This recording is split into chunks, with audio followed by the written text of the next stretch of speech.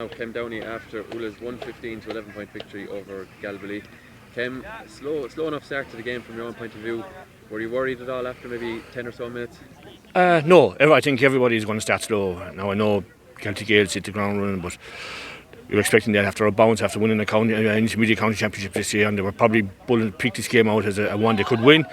Our lads, we haven't much done. As I said, we're down 11 members from the panel of last year, so we had to try and blend in a couple of minor under 21 players this year. So no, really happy after we're after the first 10-15 minutes. Galtee Gaels, a lot of the ball played, a lot of hard work done, and we were still a point I think just down at that stage. So I was very happy after 10 minutes.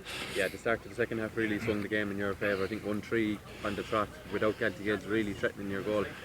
Did you change anything at half time, or how did that come about? No, as we said, we grew into the game after 15-20 minutes in the first half. So when we got the lads back in, we said hit the reset button, start again, go at it again, and we just came out and, as you said, got 1-3 without reply. Just really hit the ground, and I think that's what really swung the game in our favour, was that 1-3 just at the start. Yeah, the county final last year obviously disappointing for everyone involved. I think 5 of those players who started that final unavailable to you for whatever reason, whether it be injury or other reasons.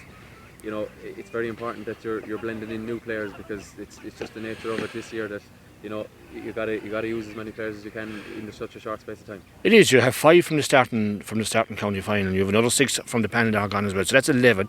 We came in with 3 injuries tonight. Now, we're not making excuses, but it's a small club. No, it's same as Galtee Gaels. You can't afford to miss them players, and especially All Ireland winners as well, which is huge.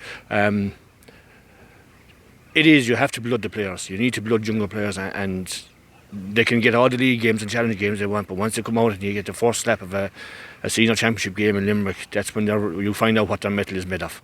Yeah, well worked goal from your point of view. That probably just pushed you away enough. Oola GAA will finish it off for a finish, but well worked goal. Jack Downey involved, lovely ball inside, and then recycled and finished very, very well. So your team more than capable of getting goals. You've got the most, I think, last year in the championship. That's something that you're always looking to work on and always looking to get.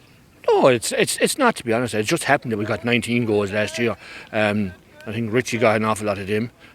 We don't have him this year. He's a phenomenal hurler. He's not a bad footballer either. So the lads had to step up, like, you know. I think he figured corner back, galloped forward and got a goal, like. But then in the next stage he galloped forward and put one wide.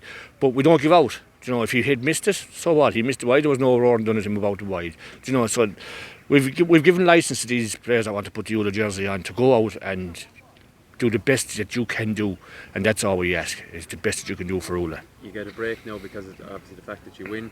Galtee Gaels and Ballylanders next week. You're going to be playing Ballylanders the week after. Yeah. We've seen in the hurling that the break did seem to suit teams probably heading into the third round. What way do you look at that, though? I mean, I know players have a lot of miles in the clock in the last few weeks, whether between hurling and different things, and obviously challenge games. Is the break welcomed? I suppose it is for our side, because we're not a dual club, so we're pulling hurlers and footballers together, and you only get them for such a short time to have them, that you can only work on certain things with them. So it's nice for them lads to get a break as well. You know, take a week off now, I think, and just relax, recover the bodies, have a nice bath or something like that. And it's nice to give them boys a break, because they need it as well. Like, the lads playing under 21 hurling final on Wednesday night as well, and they're training with June senior hurling quarterfinals, and hopefully we have a quarter final as well to play for. So yeah, it's the break can be nice, but it also can be damaging. Like the 15-minute break there. After the second one, we kind of stepped back and defended a bit more than we should have, I thought, and so the breaks in between can go and go against you as well, like, you know. Yeah, finally, I just ask you, I suppose, about your own supporters. Obviously, the capacity limited to 200, which includes obviously yourself, even myself. It's disappointing. You had a very, very vocal, I suppose, support last season. It's very disappointing in a lot of ways. It's obviously for the right reasons, but it's disappointing that a lot of them can't get to see the game.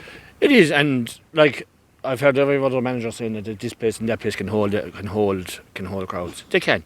Like another 50 or 60 people in here wouldn't have made much of a difference. I know social distancing, but people want to see the games. You know, they want to get out and see, and it's just try and get back to some normality as well. I know the country is in some parts of the country in lockdown as well, but we need to get back to normality. We're going to have to live with this for a while longer, so it's just getting back to normality.